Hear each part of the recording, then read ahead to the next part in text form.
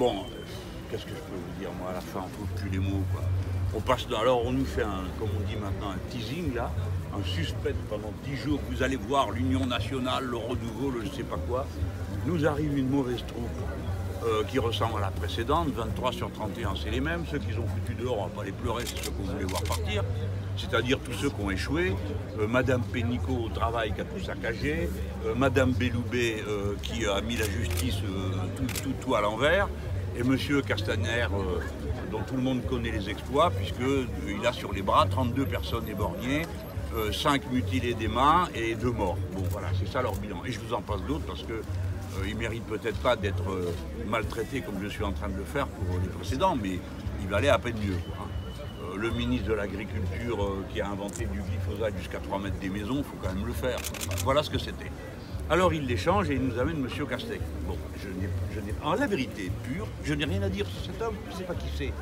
Mais au moins j'ai l'honnêteté de le reconnaître. D'accord? Et je ne lui en veux pas de ne pas savoir qui c'est, on ne peut pas connaître tout le monde.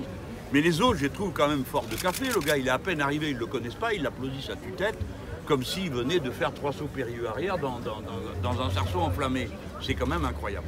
Et puis après, il nous a dit sur un ton magistral toutes sortes de banalités, qu'il a étalé comme du beurre et de la confiture sur une biscotte, et ça a duré 2 heures. Voilà. Alors j'attends mercredi prochain, mais je vais vous dire quand même une chose. Là, je vous le dis à la blague, pour que ça fasse sourire. Mais il y a quelque chose qui ne me fait pas sourire. Le Premier ministre, on est encore dans un régime parlementaire. Quand il y a un nouveau Premier ministre, la première chose qu'il fait, c'est de faire un discours de politique générale, et ensuite on vote. Parce que ce truc, ça s'appelle un parlement. C'est pas un spectacle. C'est pas une salle de spectacle, c'est un parlement. Donc quand il y a un gouvernement, le gouvernement est responsable devant le parlement.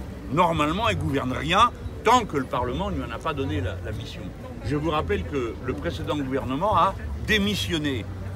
C'est pas le Premier ministre tout seul qui est parti, tout le gouvernement a démissionné et 8 des principaux ministres sont partis. Par conséquent, ils n'ont aucune légitimité, aucune, m'entendez-vous, à répondre à quelque question que ce soit. C'est la raison pour laquelle, en tant que président de groupe, j'ai fait le choix de ne pas poser de questions.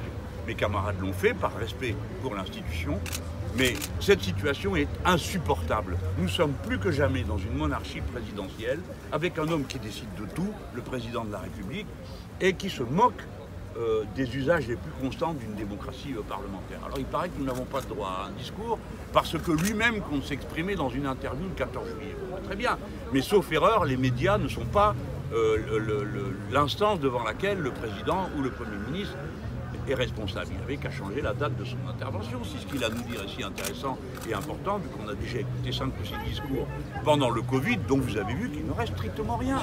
Il nous avait dit qu'il allait sortir la santé du marché. Résultat, il donne les 2 personnes qui ont détruit l'hôpital public, sont dans le gouvernement, Madame Bachelot et le Premier ministre lui-même. Vous voyez, donc on a des raisons de trouver que tout ça, sans l'improvisation, la va comme je te pousse, et il y a encore 2 ans avant les prochaines présidentielles, mais qu'est-ce que ça va être long, qu'est-ce que ça va être pénible.